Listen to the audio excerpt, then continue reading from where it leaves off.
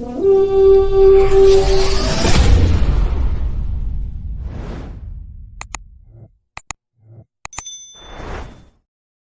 up, Viking fans? And thank you for tuning in to the Skol State of Mind podcast. As you already know, I'm your host, D Woods, and I've been on hiatus for a minute. I went to the Thursday night game against the Rams and the Minnesota Vikings, and it kind of got my schedule like completely off.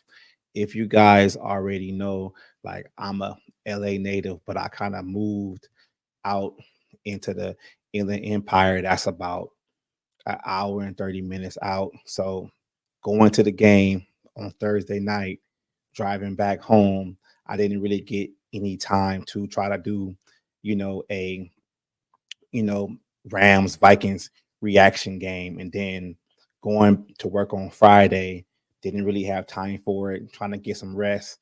Saturday came around, didn't really have time for it. So I just been kind of writing down my notes and holding things in my head. And I got a couple of series of videos that I'm probably going to drop like all at once of what I've been feeling these past couple of days ever since the Rams game. But in this video, we are going to talk about Brian Flores and what's going on with his defense. Like his defense is starting to be a really big problem for our Minnesota Vikings. And I'm going to give y'all my opinion on why that is. So let's dig into it. First off, pass rush success. Now, in the beginning of the season, the pass rush was able to get home, right? We all know that the pass rush was able to get home. He was basically harassing, opposing quarterbacks, and it was making it easier for our secondary, our corners, and our safeties, right?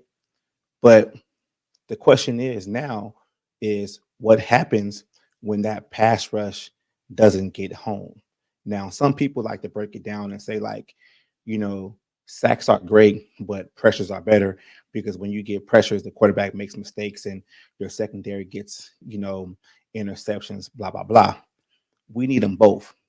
If you saw the Rams game, and I know the Rams game is kind of old in our heads right now because I'm recording this on Sunday, like Matthew Stafford was cleaning the pocket pretty much all game. We didn't get not one sack on Matthew Stafford. So, in that essence, our corners had to cover a whole lot more, and our corners in secondary got exposed. Now, if you look at our corners in our secondary, Brian Murphy is a quote unquote younger guy. He's still in his 20s, but you got Stephon Gilmore, whose great years are past him right now. You have Shaq Griffin to where he's on his like third or fourth team. Now, in the beginning of the season, we knew who these guys were. But just like I said before, when the pass rush was getting home, it kind of glossed over that.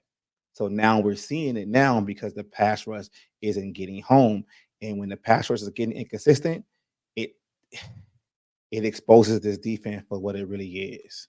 You get what I'm saying? Like it really exposes this defense. And a lot of people don't really understand, like, well, how can the pass rush basically be good one week and not be good the next week? Well, you have to understand too that the opposing defensive coordinators or offensive coordinators, they are able to get film too. So if you have a bad week, look what happened with the Detroit Lions last week, right? They put some good film out on how to beat Brian Flores' defense. But if you really want to go back to Brian Flores' defense, you can really go back to last year in the Cincinnati game is when this defense really got exposed. And you can look at it and say, after that Cincinnati game is when the book on Brian Flores' defense really got out, right? And we're going to keep it moving. The middle of the field, that is the weakest spot of this defense, right? The middle of the field. Cincinnati exposed that last year. The Lions exposed that last week. The Rams exposed that on Thursday. I was watching the game, and it seems like whenever the Rams had a third and long outside of the penalties, or they had any time they wanted to get, play down the field, they got it. The pass rush wasn't getting home. Matt Stafford had time in the middle of the field. Boom, got it. Why is that? I mean, we can always say, okay, Blake Cashman is not here, and it was a real big void. Yes, I understand that. But every defense in this league has an offense that can beat it. What is Brian Flores doing as a defensive coordinator to make adjustments to his defense to where the middle of the field is not that open like it has been in previous games? Because we have a long season ahead of us. Like we do. So there's teams that are going to figure this out and say, okay, cool. If I have to scheme to get my guys open to the middle of the field, then that's what I got to do. And that's one of the reasons why I am starting to question Brian Flores, because if opposing offensive coordinators are going to try to attack you in the middle of the field, why aren't you tweaking your defense and changing it to where that's not there? We cannot just be stubborn in our own aspect and say, well, I'm just going to keep rushing the passer and make sure my guys get home. Because if your guys don't get home, the defense looks terrible. Just like I said earlier, the back end of that defense is is older players, right? They can't keep up. They can't go one-on-one with these 25-year-old guys that are coming straight out of college. Like, I'm gonna just say it like this, and you guys might not like this. You guys remember that game with the Colts 2 years ago, right? You remember when Justin Jefferson had that one-on-one with Stephon Gilmore, and he basically cooked him and shuffled his feet and made him look stupid. We knew then where Stephon Gilmore was at his career. So now we have Stephon Gilmore, and we're really expecting to get Stephon Gilmore of the Patriots. I don't expect that. I really don't.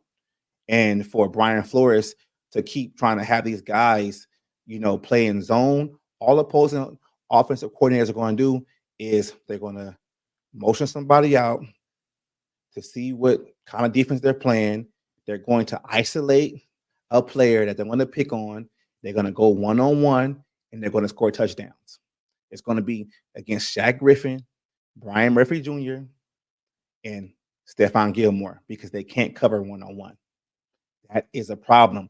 And that's why I'm starting to question Brian Flores, because it's happening too frequently. Okay. That's my point. Now, let's talk about this. This is the issue that I've been seeing on Twitter for a while now. And it's basically talking about, what's going on with Dallas Turner. Now, I have a unique opinion on how I feel about what's really going on with Dallas Turner. And it's kind of some coaching flaws with Brian Flores. And this is not a video where I'm going to always gripe about Brian Flores, but I really think Brian Flores is to blame of why Dallas Turner isn't playing as of yet. So Dallas Turner was a beast at Alabama, right? Dallas Turner coming into the draft was projected to go a top 10 pick, right? Let's all agree on that, right? And still, Dallas Turner within this year's draft, he still was the first defensive player off the board, right? Now, I watch a lot of college football, especially at the end of the year. Dallas Turner has gifts. He has gifts. He can be a good pass rusher in this league, and it's kind of off for me to not see him out there. But I think I know what it is. Some people out there think it's beef between Brian Flores and Dallas Turner. That's bullshit. Some people think that Dallas Turner is a bust and he can't play. That's bullshit also. What I think it is this. I think that Brian Flores wants a particular mindset for his players to play defense.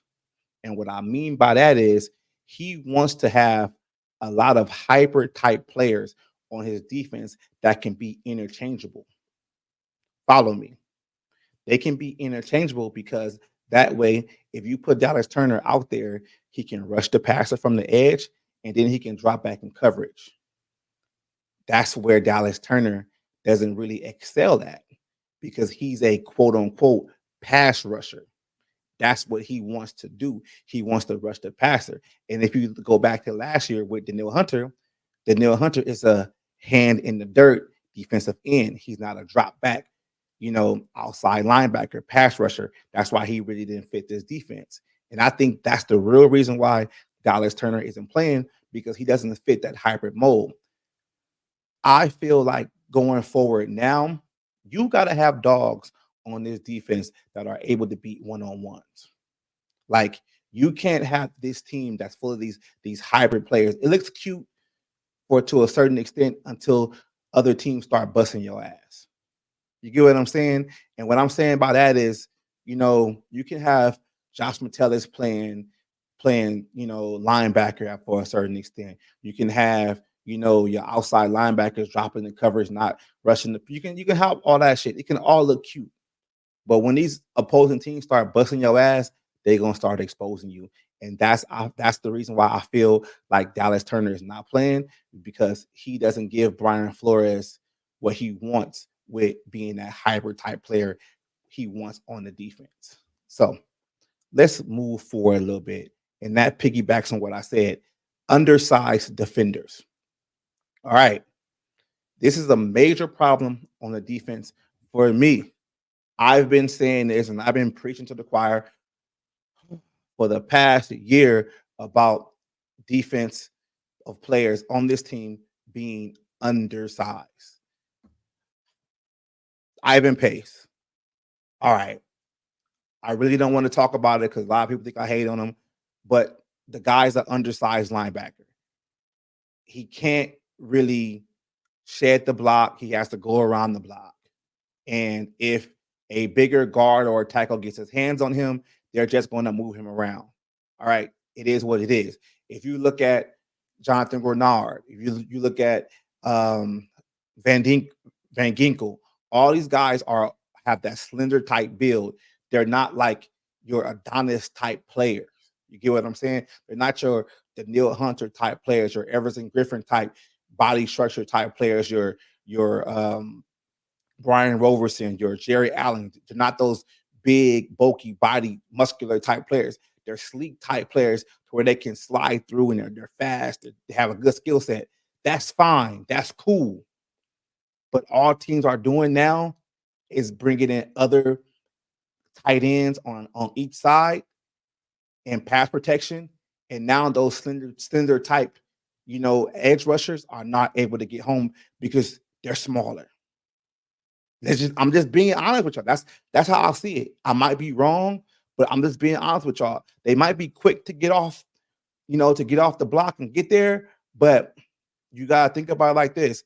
If Jonathan Grenard is 200 something pounds or whatever, right? And that tackle gets his hands on him, and that's it. He can't go nowhere. He's held up. That's basically it. And that's what I think is gonna happen. That's what happened in the Rams game. These guys are slender set, and when they go against bigger guys, it's harder for them to go around them and get to the quarterback. It takes them longer to get to the quarterback because they just can't have a bull rush because they're not strong enough to get past them. That's what I think it is. And when you have a team that's full of undersized defenders, that's what you're going to get. And back to Josh Metellus.